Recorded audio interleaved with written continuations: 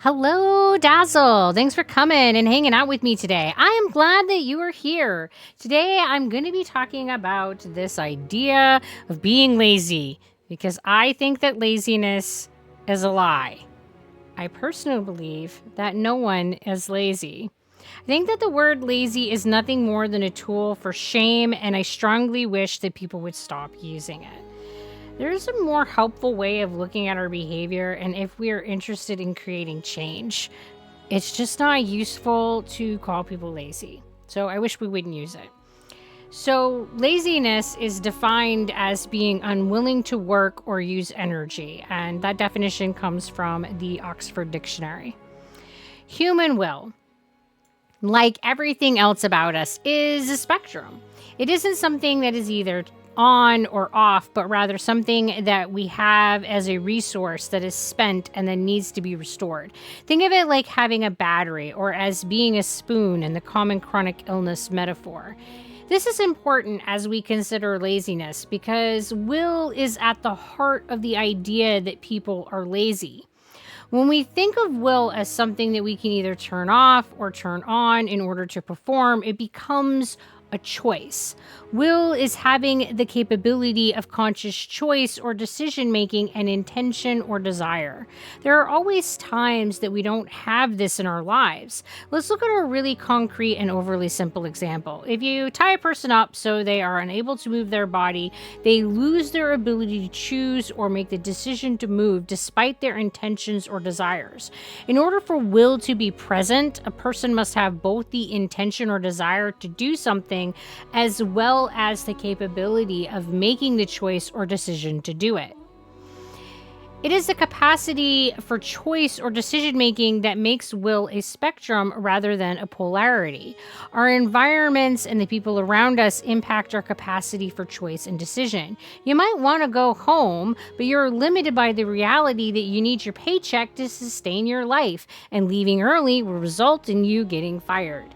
You have the intention or the desire, but your environment and your circumstances are hindering and modifying your will, and everything in our lives is like this. Everything in human life is complex and nuanced.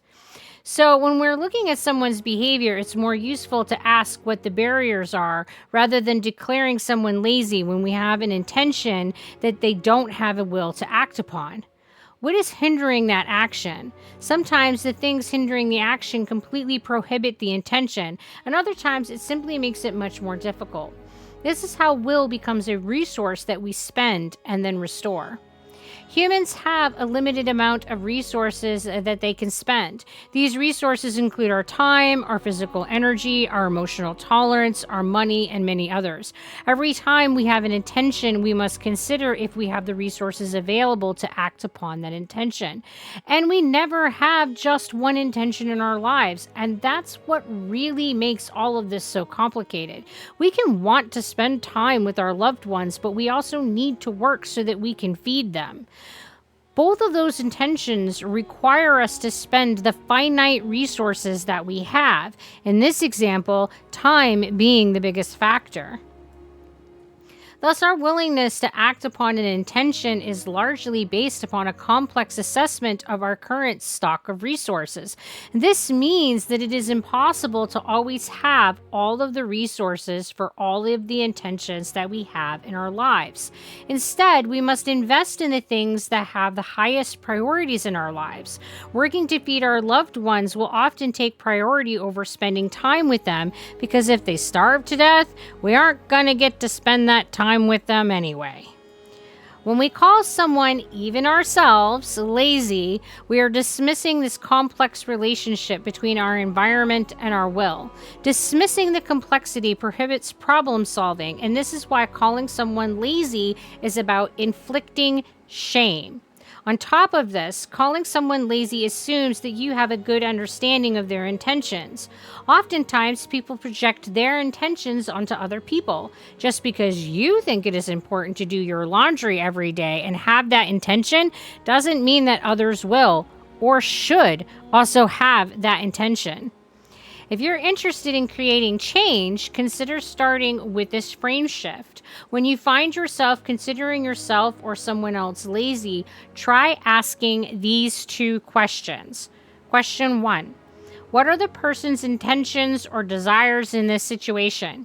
Question 2: what could be going on to keep this person from acting upon those intentions and desires? When we start looking at the barriers, the possibility for problem solving opens itself up to us. Instead of wondering why this person cannot get their life together, you can look at how you can remove or reduce the barriers that are keeping that person from being successful as they have defined it with their intentions and their desires. Because our intentions and our desires for someone else is never the actual measure for success. Each of us must decide for ourselves what our purpose or our goals in life will be, which means that we are the only people that can decide for us what it means to be successful. Well, that's about it for my rambling today. Thanks for coming and spending some time with me. If you like my rambling, then click on that like button because it really does help. And until we talk again, you guys be sure to take care of yourselves. Bye.